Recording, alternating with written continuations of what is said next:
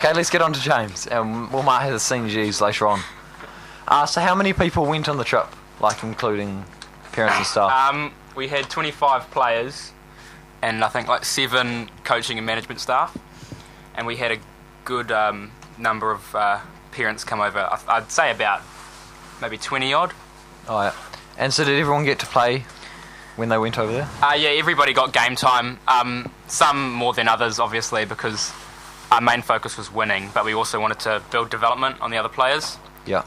And so who went? Like, how could you get selection into the team? Well, we just had a lot of trial pre-season matches against lots of different teams from around the heart, like Rongotai and Wainui, and pretty much the coaches just chose the team from that, from mostly all first 15 and second 15 players. Okay. Yeah. All right. Okay. So what preparation goes into the trip? Do you guys do anything different to prepare for like the hotter conditions? No, it wasn't too different. We just had, because we had our games before leaving away, like our normal regular season games. So we just had trainings Tuesday, Thursday, in preparation for that. But we had one training, just a fitness session, just to get ready for the hot Aussie conditions. And yeah, we just we bring in a new game plan for Aussie, which was like a much wider game, and we played across the field to utilise like the conditions, the dry ground, which it wasn't. Yeah. Was the hotter conditions like really tough, or was it not too noticeable? Well, last time on the Aussie tour in 2010, it was just so hot, and the ground was dry as, really hard to fall on, and that's what we expected. But when we got there, it was far from that. It was it just rained all the time. It rained during the nights, and then when you got to the games, it was the fields were just bogs, like mud everywhere, and it made conditions really hard to play in, which made it much more of a forwards game. And so yeah, it was quite tough that, but it was still very humid, not cold at all. No. Yeah, and so you're already prepared for like a backs-based game, and yeah. Well, that's what we get here in New Zealand, so we were actually probably more prepared than the Aussie teams. Yeah, fair enough. So, how did you guys go? We did really well, actually. We came first equal in our grade, which was the open grade. We had 6 games and we won 5 of them. They were really tight. One game we beat one team by about 20 points, but then the next highest scoring margin was only 3 points for the rest of the other 4 games. So very close matches. Yeah. Were you like lucky to win them? Were they?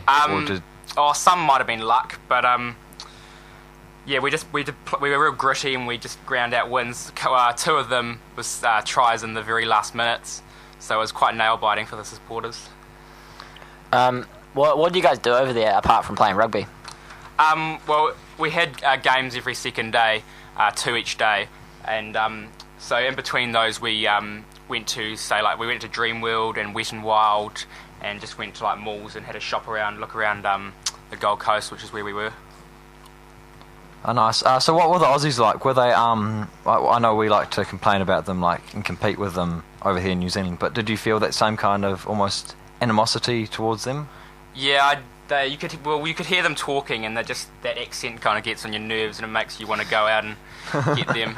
Yeah, they were a bit, and classic Aussies, they were really cocky. There was one guy, Dino, and he was just like mouthing off, and you just wanted to get at him. But yeah, it did come into fact actually. Oh yeah. Martin? Yeah, you can have a go, Cam, if you want. Sweet. Were there any shining stars on the tour? Anyone that stood out? Yeah, there was quite a lot of people stood out. We had like our seniors step up, so like Mitchell Purvis, who was in charge of the back line, and he played centre all tournament, and he was like the rock of the back line, and he really helped out like the youngsters. And we had Micah Barber, who's our open side flanker, and he was just terrorising on defence. His tackling's just ridiculous. And also Jack Ross, who captained the team instead of James O'Reilly, because he was away on IS. So, and yeah, Jack was named player of the team for the tournament, and he played like immense.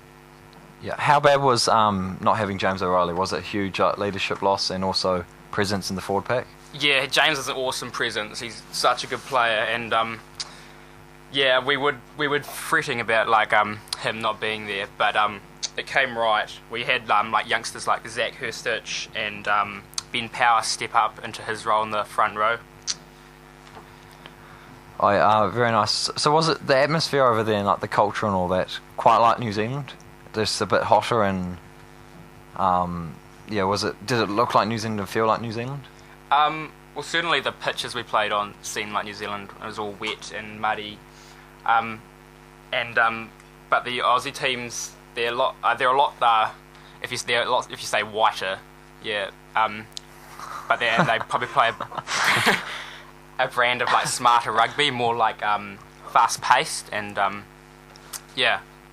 It was similar in some facts though. Yeah. So, were there any stories you'd like to share with the audience today? Yeah. Oh, there's quite a few. We had quite a few moments on the tour.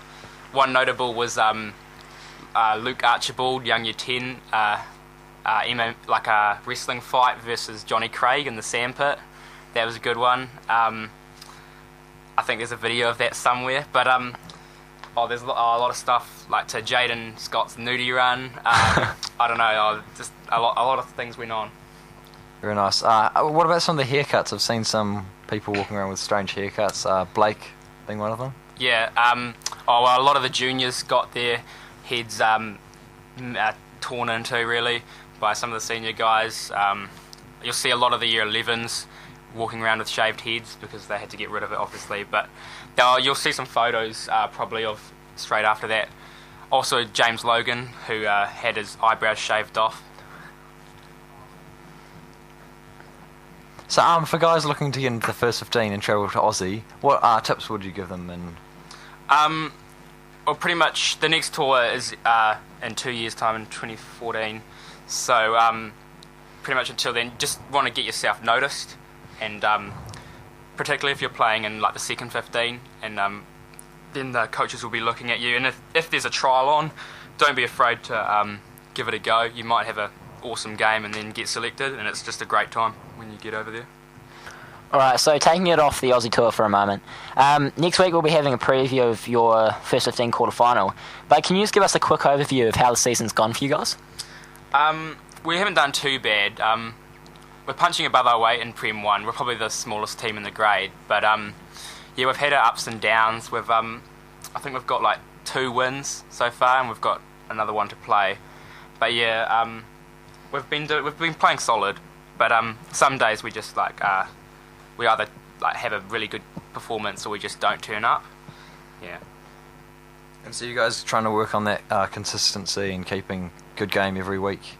Yeah. Is that a major focus? Yeah. Trying to play consistent. But yeah, we've let some games slip away. Like Scots College, for instance, we could have easily won that. And some games we've gone into maybe a bit too cocky or something like that. But yeah, some results just haven't gone our way, but yeah. So are you guys happy where you guys are at the moment with your preparation, especially going into the Wellington College match this weekend and looking forward to the quarter-final? Are you guys where you want to be? Well, we did aim to be a bit higher, but we still can compete where we are. So we've got Cole this week, and then I think after that, quarter-finals, not sure who we'll be playing, but there's a chance we can like sneak through that. I think we might be playing Scots at the moment. Okay. I just had a quick look at it. There would probably be one would want to play because we've played Scots twice this season. We've had narrow losses where we definitely could have beat them. Yeah, so you would fancy your chances of having like a upset one against those guys? Yes, definitely. Be a good win if we could do that. So with the way that the Premier 1 finals goes, a team can lose every round robin match but still make it to the finals, and then they could technically go on to win it. What do you guys think of that? Like, there's no point in the earlier games. It makes them pointless, apart from deciding who faces who. Yeah, that is true. I think it's a new system. It's always been top 4 semi-finals, and but now it's just like getting seeding. So like 8th place first and stuff like that. But so it definitely gives the teams that come in the bottom 4 have more of a chance to upset a team. Yeah, but it just it just makes the round robin rounds pointless, I guess. But All right. It gives teams a bit more confidence and that home field advantage come quarterfinal time. yeah, fair enough. All right, because Kieran wants to talk a bit more about something he wants to share with us. Thank you, James, for coming on to talk about the first 15, and congratulations for moving through the next round because you were playing an idiot.